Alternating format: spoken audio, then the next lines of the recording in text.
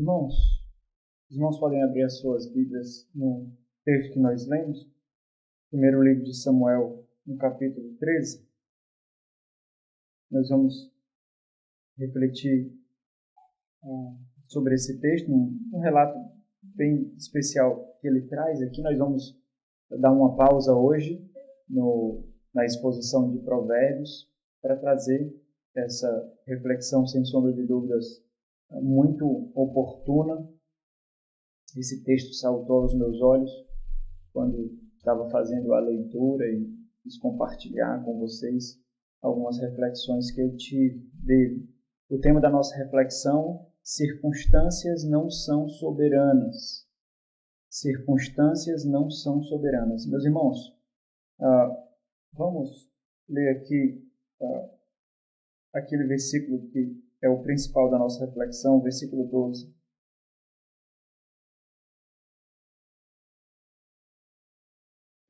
Eu disse comigo: agora descerão os filisteus contra mim, a Gilgal, e ainda não obtive a benevolência do Senhor. E forçado pelas circunstâncias, ofereci o holocausto. Nas palavras do rei Saul. Vamos orar. Nosso Senhor, nós precisamos avassaladoramente que o Senhor fale conosco, ó Deus. Nós precisamos ouvir a Tua voz hoje como se fosse a primeira vez que ouvimos algo na nossa vida. Como se nós tivéssemos passado a vida toda sem ouvir, ó Deus, com deficiências. Por milagre do Senhor, ó Deus. Uma cirurgia operada por Tuas próprias mãos. O Senhor nos curou da surdez. Como se hoje fosse esse dia, ó meu Pai. Fala conosco poderosamente. Tira-nos da inércia, a apatia das nossas reflexões, do esconderijo das nossas armadilhas, da sabotagem de nós mesmos, ó Senhor. E fala de tal forma que não nos reste outra coisa a fazer a não ser te ouvir. Em nome de Jesus, rogando. Amém. Meus irmãos, essa reflexão de hoje, assim como muitas outras que trago aqui de forma muito especial, ou quando o texto da exposição nos permite, ou de forma especial, como é o caso de hoje, são reflexões que nós não confessamos abertamente, mas nós vivemos atestando essa verdade.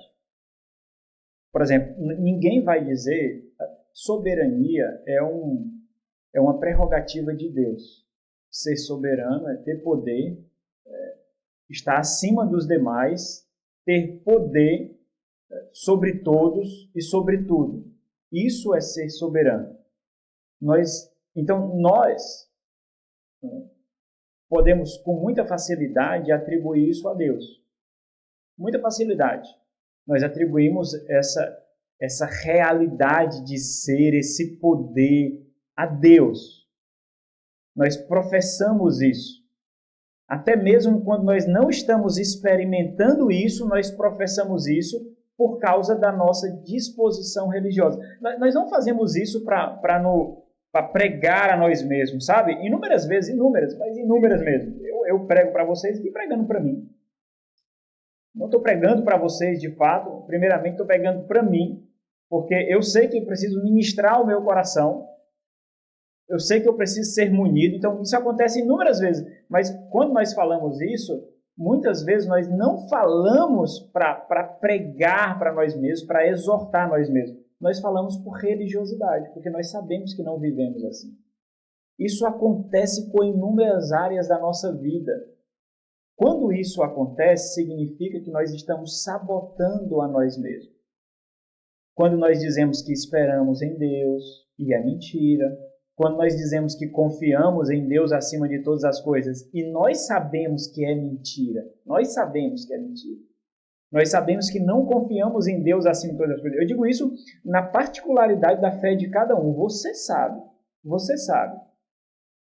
Quando as adversidades se mostram diante de você como maior poder do que Deus. Você sabe disso, você sabe como você recebe essas adversidades, essas circunstâncias, você sabe como as recebe. Então, essa realidade aqui é mais uma delas, onde as circunstâncias são recebidas por nós com um poder que ela não deveria ter, ao mesmo tempo que ela destrona Deus do nosso coração, da nossa vida.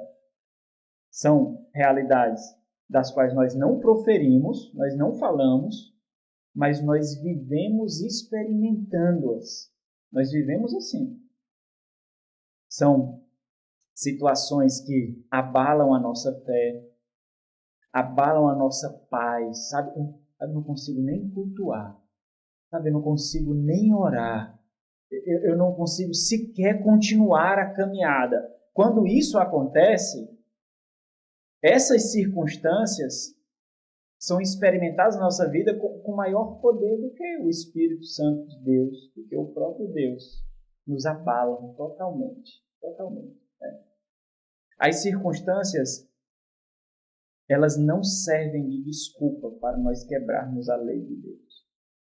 Talvez, professando dessa forma, pareça muito agressivo ou muito abstrato. É claro que as circunstâncias, elas não servem de desculpas para quebrarmos a lei de Deus. Mas o grande ponto não é esse. O grande ponto é que, às vezes, as circunstâncias parecem servir de consolo para nós contrariarmos a lei de Deus. Sabe quando você vai contra a vontade de Deus expressa, muitas vezes aqui, a vontade de Deus expressa aqui, por esse púlpito, pela pregação, pela palavra proclamada, quando ela se expressa aqui, a vontade de Deus, e você então sabe que contrariará aquilo que foi manifestado pela santa pregação, mas mesmo assim tem algo que lhe consola em contrariá-la. É a circunstância que você está passando, é a situação que você está vivendo, é a sua deficiência. Naquele momento, a fragilidade emocional foi uma fraqueza, foi um momento de fragilidade da qual eu não me vi numa posição de discernir aquilo. Então, de alguma forma, isso lhe consola.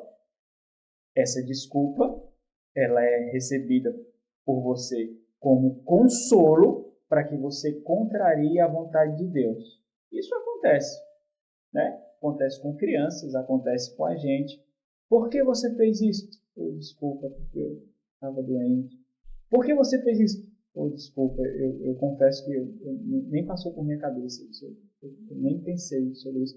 Oh, desculpa, por que você fez isso? Não, porque eu não tinha aquilo, porque eu não estava munido do conhecimento daquilo outro, ou porque estava doente. Sabe quando, por exemplo, você vai fazer um trabalho na faculdade, na escola, e chega no dia da entrega e você não está nem um pouco preocupado. Por quê? Porque você tem um atestado. Está aqui, um atestado. Está doente.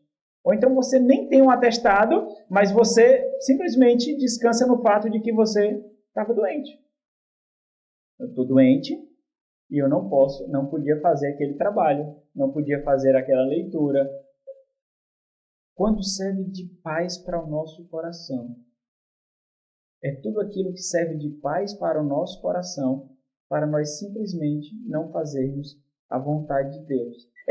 As circunstâncias, elas não servem de álibi, meus irmãos, para nós pervertermos princípios bíblicos ao fazermos a nossa própria vontade. Todos nós conhecemos muito bem a história de Saul, da tribo de Benjamim, o primeiro rei, foi onde foi estabelecida a monarquia ali em Israel.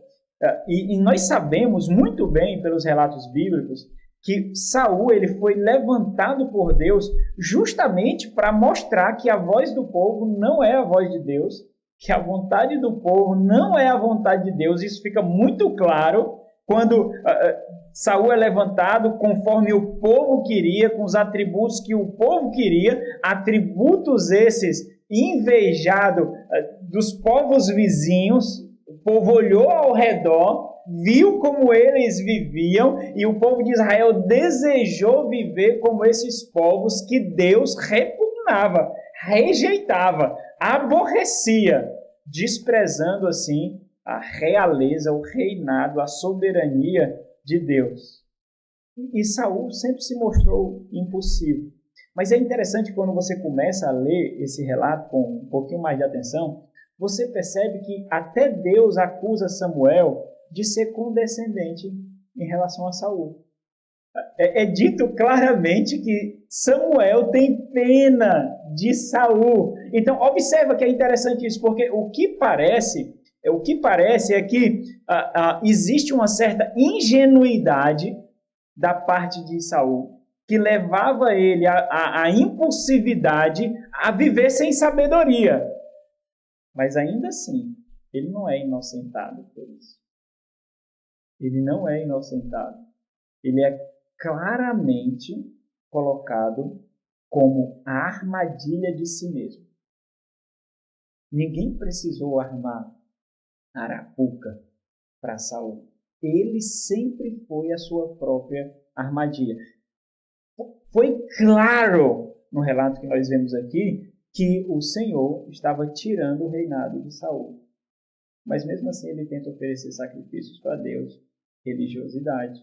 Mesmo assim ele tenta matar inúmeras vezes o próprio Davi, mesmo sabendo que o reino não era mais dele, não tinha como ele mais defender o reino de Deus.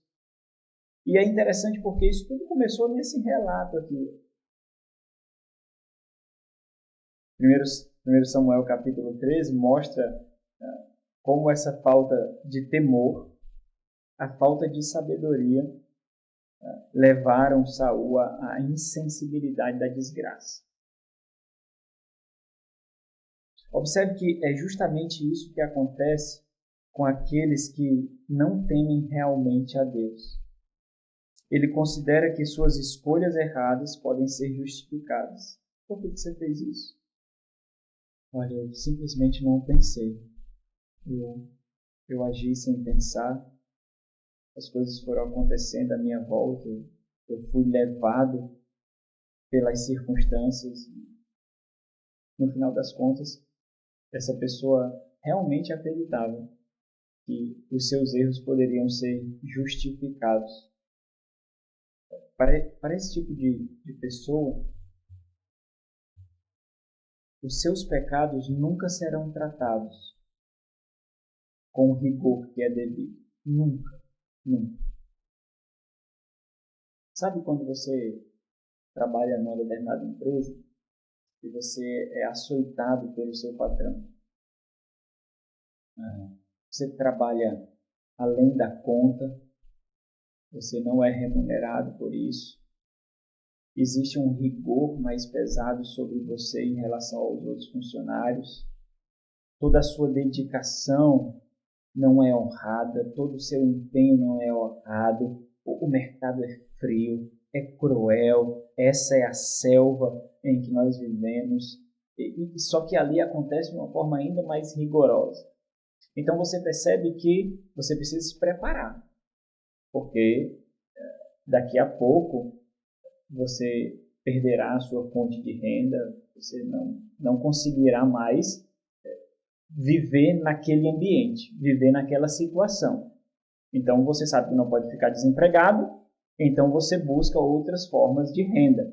E ali você se mantém naquele emprego até o ponto em que você consiga sair sem que você queime ali o seu filme, sem que você queime o seu testemunho, agindo com o mesmo rigor que você recebe. Ignorância, falta de honra, falta de profissionalismo. Então você aguenta, você suporta. Só que você faz o seu trabalho muito bem feito, porque você tem um testemunho a zelar, afinal das contas, você sabe que você não trabalha para o seu patrão, nem para a empresa, você trabalha para você. No final das contas, no seu currículo não vai ter o que a empresa esperava de você, o que o seu patrão pensava sobre você, mas sobre as suas competências. E se você realiza um bom trabalho, por mais que aquele patrão não goste de você, ele vai ser obrigado a dizer que você é um bom funcionário. Ele vai ser obrigado a dizer isso. E você então trabalha, mesmo sendo surrado de várias formas, mas você trabalha com profissionalismo, com integridade, porque se você for crente, você é um crente, você sabe que tem que fazer isso. Se você não for um crente, for só um profissional, você sabe que você trabalha para você. Aquela empresa lhe empresta os recursos para que você possa se profissionalizar, adquirir conhecimento, se capacitar. Você tem essa noção, você tem essa percepção. Aí chega um ponto em que você não suporta mais aquilo, você vai queimar o seu testemunho, você vai manchar a sua reputação, você vai pecar contra o testemunho de Cristo Jesus, se você for crente. E você já arrumou outra fonte de renda. Aí você chega lá naquela empresa e diz, ó, quero pedir as contas. Por mais que você não era bem quisto ali, por algum motivo, você era um excelente profissional. O seu setor não parava. As coisas simplesmente não paravam de funcionar. E de repente, aquele patrão é assaltado pelo fato de que ele vai perder alguém tão dedicado quanto você e ele vai sentir falta disso. E de repente ele faz algumas propostas para você. Por quê? Porque quem fere não vê a ferida que causa. Quem fere não vê. Quem fere não sabe a profundidade da ferida. Não sabe. Quem machuca não sabe o tamanho do hematoma. Quem machuca não conhece o tamanho da dor. É simples assim. Mas aquele que recebe conhece muito bem. Aquele que recebe sabe disso. Então, naquele momento, você foi decidido. Você calculou tudo, como um bom profissional que você é. Você calculou os custos, calculou as consequências, você fez todos os cálculos e foi ali não de forma impulsiva, porque você não deixou ser levado pelo impulso emocional. Você foi consciente. Olha, eu quero pedir as minhas contas. Mas você vai perder isso, não tem problema.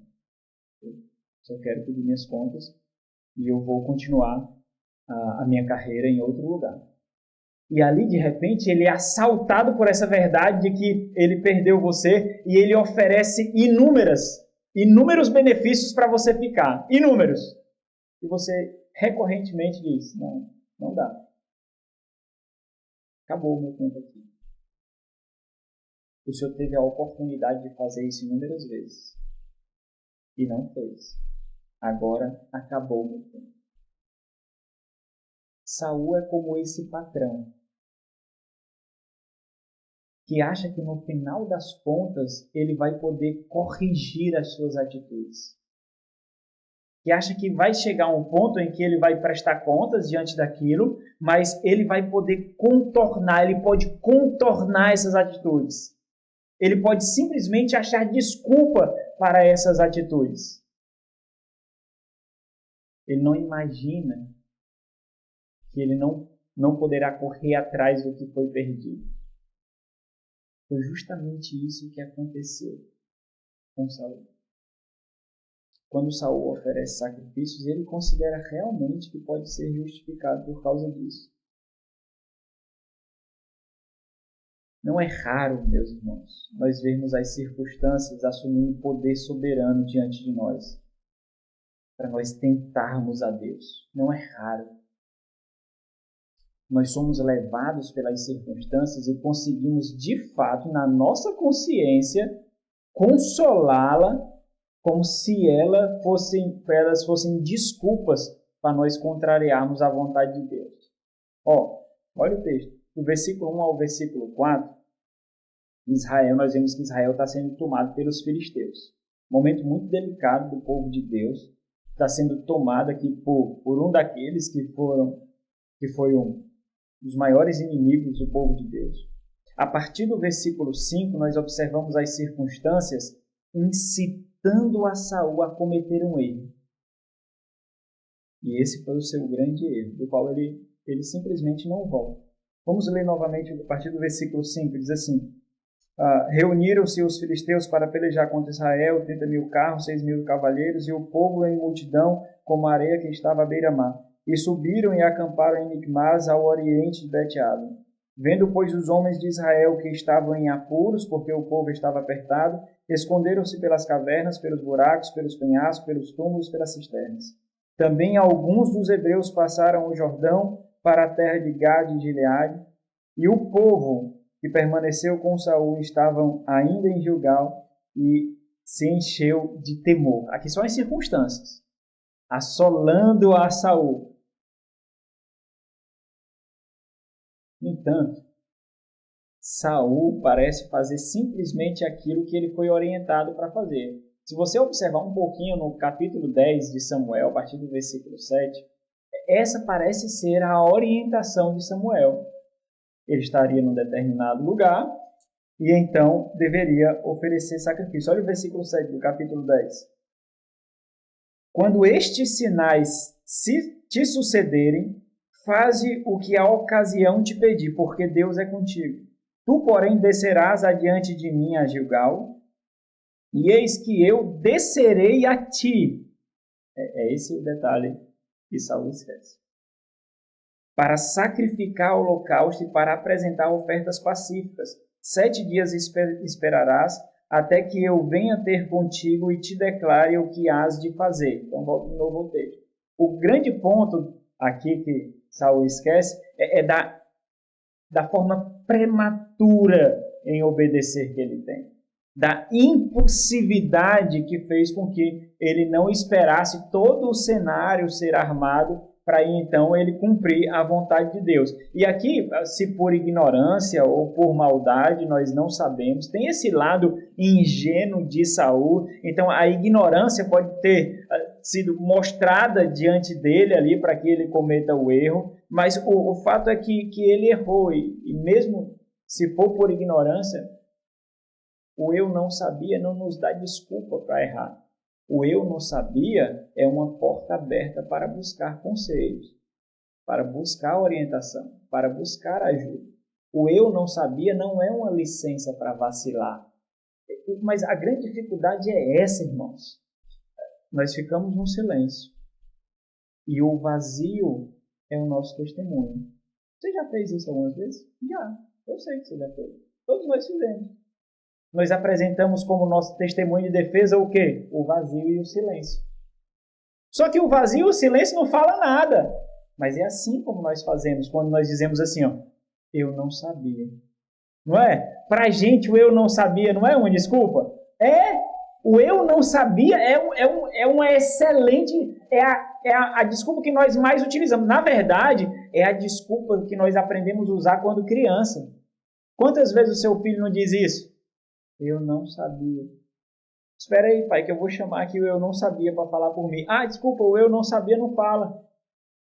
Mas nós aprendemos isso de criança. O eu não sabia. Só que nós esquecemos de um fato muito simples, irmãos. Nunca a ignorância foi uma desculpa plausível, uma desculpa aceitável. A ignorância nunca foi consolo. Se nós temos realmente o compromisso pela nossa alma, o compromisso com a nossa família, se nós temos realmente, o eu não sabia perigoso. Por isso que é uma motivação para buscarmos ajuda, orientação, conselho, instrução. É isso que serve, para isso que serve o eu não sabia. Não é uma desculpa para vacilar, não é uma desculpa para pecar. Na verdade, é uma oportunidade, é um alerta. Opa, eu estou diante de uma situação muito sensível, eu estou diante de uma situação muito delicada e eu não posso contornar essa situação. Eu não posso simplesmente virar o rosto e dizer não para essa situação. Então, se essa é a minha realidade, então eu tenho que buscar ajuda. Eu não posso simplesmente usar do subterfúgio da ignorância. Porque eu tenho um compromisso com a minha alma, eu tenho um compromisso com a minha família. Então imagine que diante do funeral do meu filho, diante do funeral do meu cônjuge, diante da desgraça da minha família, eu vou simplesmente consolar a minha mente e dizer assim, eu não sabia. Só que, para a gente, o eu não sabia é um excelente testemunho de defesa. A gente só esquece que o eu não sabia não fala, né? Ele não fala. É vazio. Então, Saul, ele parece fazer aquilo que Samuel orienta, mas de forma impulsiva, ou por ignorância, ou por maldade e rebeldia. O fato é que ele errou. E o versículo 8 mostra as circunstâncias se agigantando diante de Saul, levando a não esperar Samuel para oferecer o sacrifício, conforme o Senhor estabeleceu. Ao versículo 8. Esperou Saul 7 dias, segundo o prazo determinado por Samuel. Não vindo, porém, Samuel a Gilgal, o povo se foi espalhando dali. Ora, então inimigos estão assolando o povo de Deus. E esses inimigos são sanguinários. E ele vê aqueles que deveriam ser o seu exército se espalhando. E o versículo 9 mostra essa impulsividade munida da falta de fé e confiança no Senhor, pavimentando o caminho para a desobediência e leva Saul ao quê? Aquilo que a ignorância acaba fazendo, que é a autonomia. Olha o versículo 9. Então disse Saul: trazei-me aqui o holocausto e ofertas pacíficas. E ofereceu o holocausto. A partir do versículo 10, então, nós vemos a consequência disso. Não é a aceitação. Samuel não chegou lá dizendo assim: desculpa, Saul, demorei, né, mais do que eu devia. Desculpa, acabei me atrasando, né? Encontrei um percalço no meio do caminho e me atrasei. Você fez muito bem. Você fez muito bem. Porque o importante não é seguir o esboço dado por Deus para a adoração. O importante é só o sacrifício. É isso que é importante. Mas não é isso que nós vemos, né? Nós vemos a reprovação.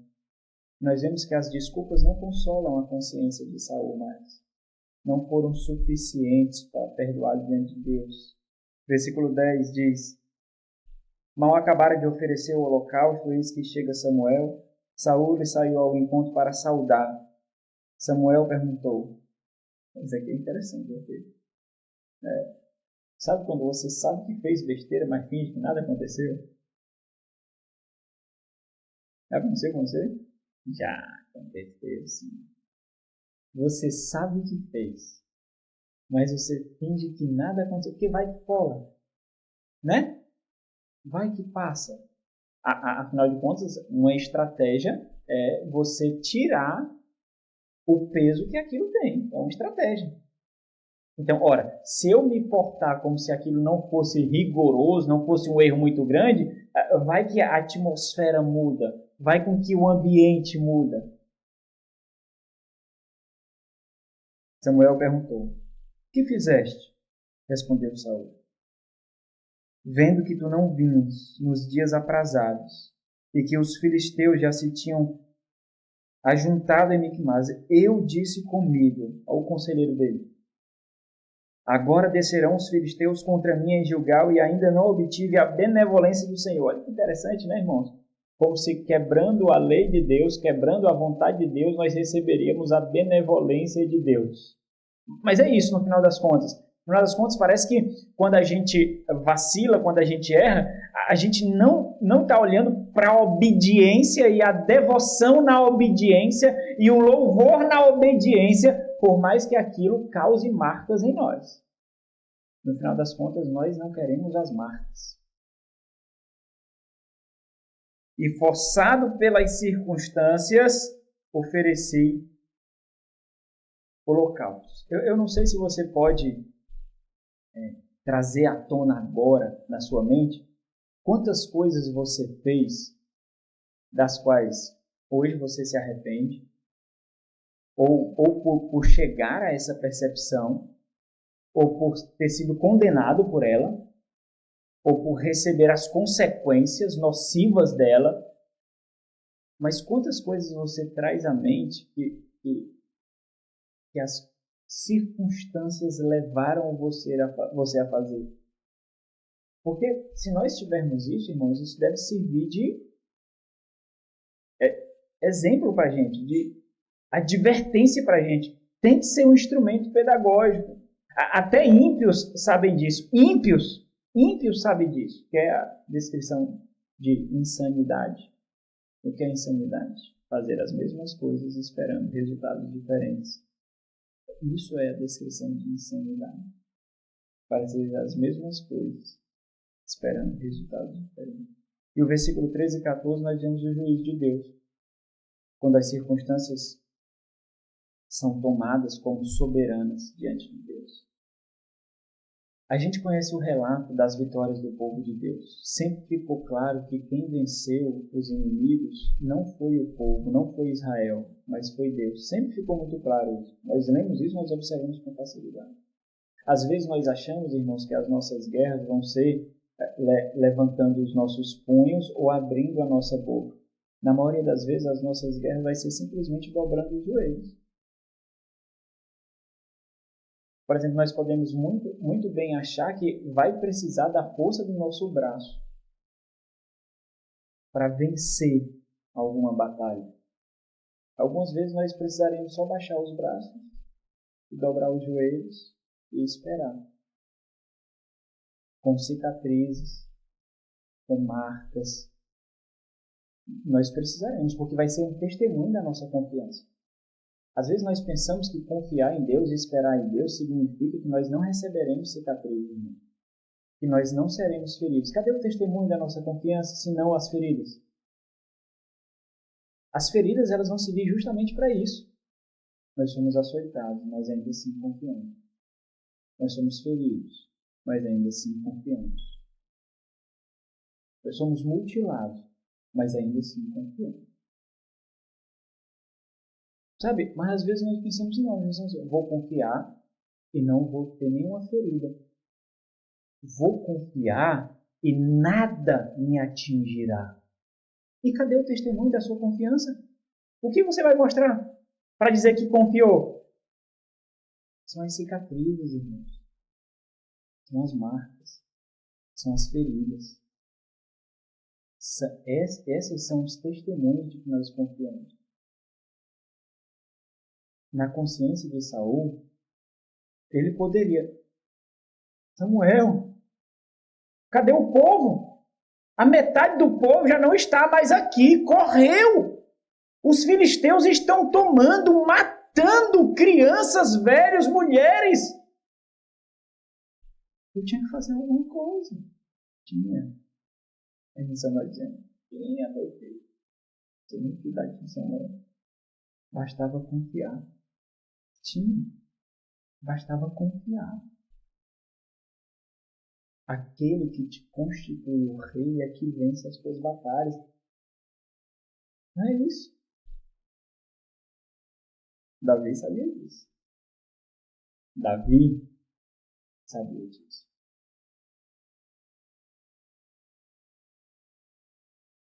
Então disse Samuel a Saul: procedeste neciamente, tolamente, estupidamente, ignorantemente, em não guardar o mandamento que o Senhor teu Deus te ordenou, pois teria agora o Senhor confirmado o teu reinado sobre Israel para sempre. Irmãos, sabe isso aqui?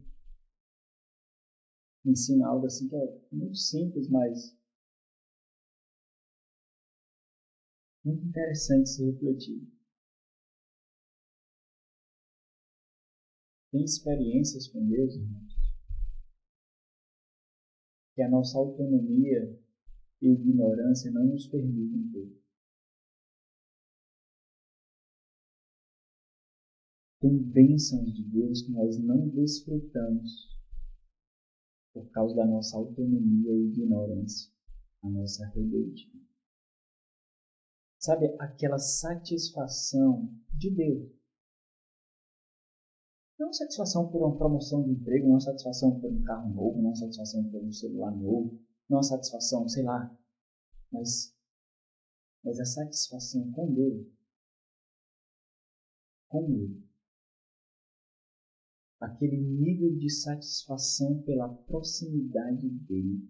Algo particular, individual. Teu e dele.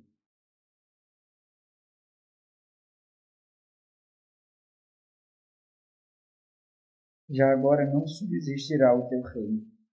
O Senhor buscou para si o homem, que lhe agrada, e já lhe ordenou que seja príncipe sobre o seu povo, porquanto não guardaste o que o Senhor te ordenou. A história de Saul, irmãos, pode muito bem descrever nosso comportamento comum.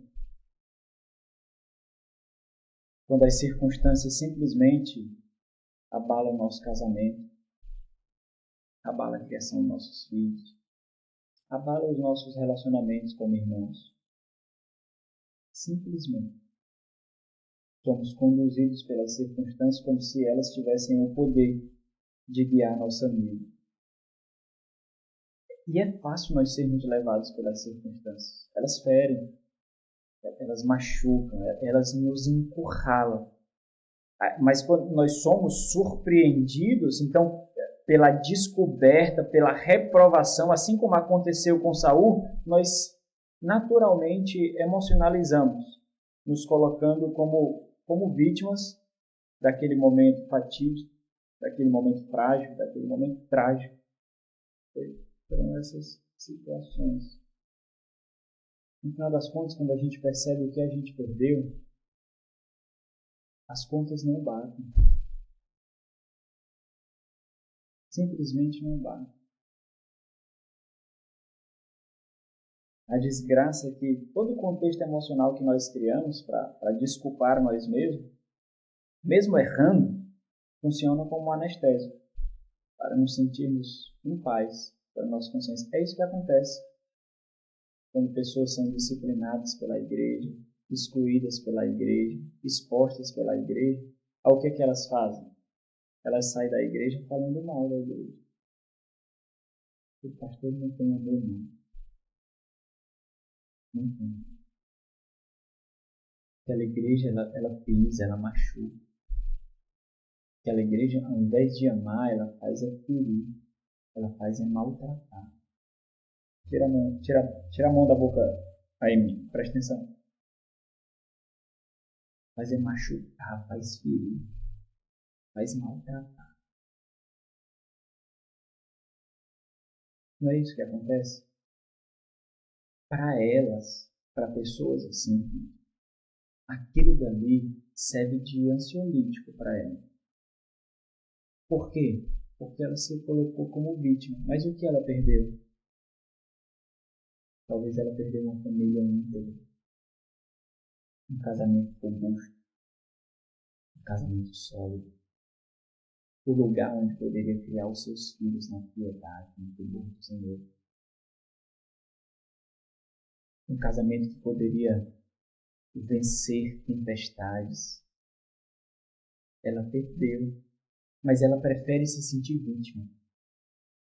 Ela prefere ir para outra igreja, que é uma coisa que, olha, se você está visitando aqui, você quer ficar na nossa igreja, nunca chegue aqui falando mal de outra igreja. Porque eu sei que você vai fazer isso com a gente também. Isso é uma falha de caráter absurda. Você pode ter tido como pastor um apóstolo do cão, mas não fale mal dele aqui não. Não fale. Não fale. Primeiro porque isso vai ser uma desgraça para mim, porque eu vou me sentir melhor do que ele. Isso vai ser a minha ruína. E depois a gente, como igreja, vai se sentir melhor do que aquela igreja, até a gente não for. Até que a gente não seja na sua mente. Então nunca faça isso. Nunca. Nunca faça isso. Porque se tem uma coisa que outras igrejas gostam de ouvir perversamente, é o defeito de outro pastor, é o defeito de outra igreja. Essa é a maior desgraça, mas existe um gozo nisso. Tanto que a gente com muita facilidade julga as pessoas e fala mal das pessoas para nós nos sentirmos melhores. Se não fosse tão prazeroso, nós não faríamos isso. Se nós soubéssemos que nós estávamos acumulando prova contra nós diante de Deus, nós não faríamos isso. Nós fazemos porque tem gozo nisso.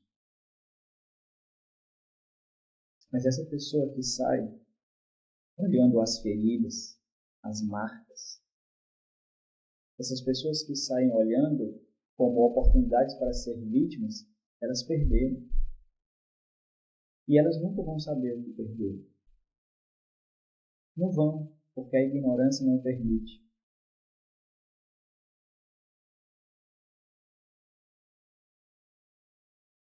Dessa forma, irmãos, o pecado ele não parece pesado demais. Parece simplesmente desculpável.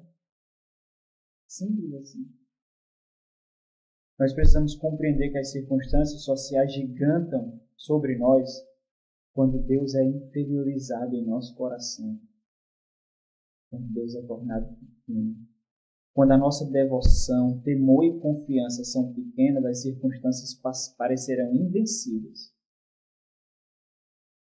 Mas quando Deus é grande em nosso coração, aí nós confiamos nele. Nós ficamos debaixo das suas asas como pintinhos na tempestade. Nós ficamos. Nós confiamos. Não há nada maior do que ele. Então, ao invés de você engrandecer as circunstâncias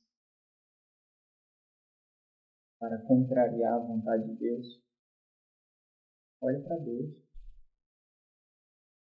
Faz com que isso sirva de exortação para você mesmo.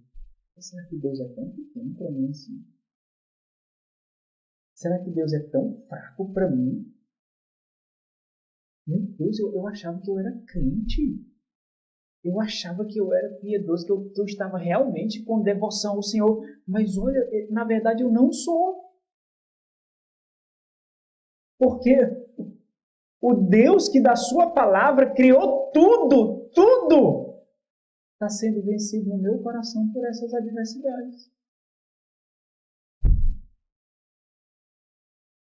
Talvez nós precisaríamos ser menos vítimas e mais intencionais na nossa educação. Porque isso pode fazer com que você coloque em jogo o seu casamento, a sua família, a criação dos seus filhos, a sua vida. Basta um passo em frente. Você se desvia do caminho de pé. Nosso Senhor, muito obrigado, Pai, por tua palavra. Muito obrigado porque, olhando para as tuas escrituras, nós encontramos, mesmo diante de erros, de vacilos, nós encontramos a instrução vigorosa do Senhor. O Senhor que nos instrui mesmo diante das nossas deficiências, ó Deus. São tantas, tamanhas, mas o Senhor faz com que delas mesmas nós tiremos preciosos tesouros. Ajuda-nos, ó Deus. Mesmo chorando, gemendo, que nós possamos confiar em Ti diante das adversidades. Em nome de Jesus.